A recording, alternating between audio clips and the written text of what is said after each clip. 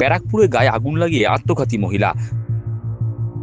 গায়ে আগুন লাগিয়ে আত্মঘাতী হলেন এক মহিলা। বৃহস্পতিবার রাতে ঘটনাটি ঘটেছে টিটাগড় থানার ব্যারাকপুর পুরসভার ৮ নম্বর ওয়ার্ডের কেজি স্কুল রোডে। মৃতার নাম কাকুলি সরকার, বয়স ৩৩ বছর। পুলিশ জানিয়েছে ওই মহিলা গায়ে আগুন লাগিয়ে আত্মঘাতী হয়েছেন। উনি লিখে গেছেন তার মৃত্যুর জন্য কেউ দায়ী নয়। মৃতার শাশুড়ি শিবানী সরকার জানান, ১৫ বছর আগে বাংলাদেশে তার ছেলে সবুজ সরকারের সঙ্গে বিয়ে হয়েছিল কাকুলির। ছেলের বিয়ের পরই তারা এদেশে চলে আসেন। তার দাবি, অনেক দিন আগে বৌমা বাংলাদেশ থেকে এদেশে এসেছে, তাই বাবা মাকে দেখার জন্য বৌমা উগ্রীব হয়ে উঠেছিল। এমনকি ভাইয়ের বিয়েতেও বৌমার ওদেশে যাওয়া হয়নি।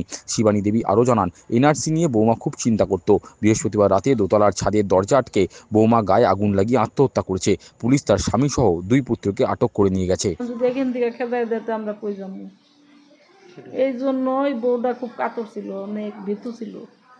বাড়ি হ্যাঁ, কোথায় বাংলাদেশে বাংলাদেশে? ওই খাসুল। খাসকুল। হ্যাঁ, খাসুল বাড়ি।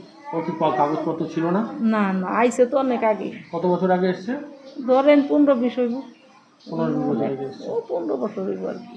এখানে বিয়ে হয়েছে কোথায়? বিয়া ওই জায়গায় বাংলাই হয়েছে।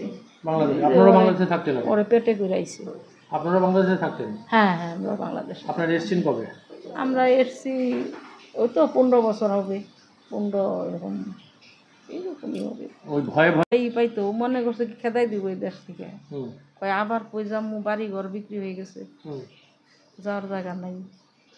আবার ওই কথাও বলতো, আবার মা বাপের দেখবার ইচ্ছা ছিল, ভাইয়ের বিয়া গেল। এই এমনি কোনো ঝগড়া নাই, এমনি খুব ভালো ছিল, ওই ওর মায় খুব ভালো ছিল।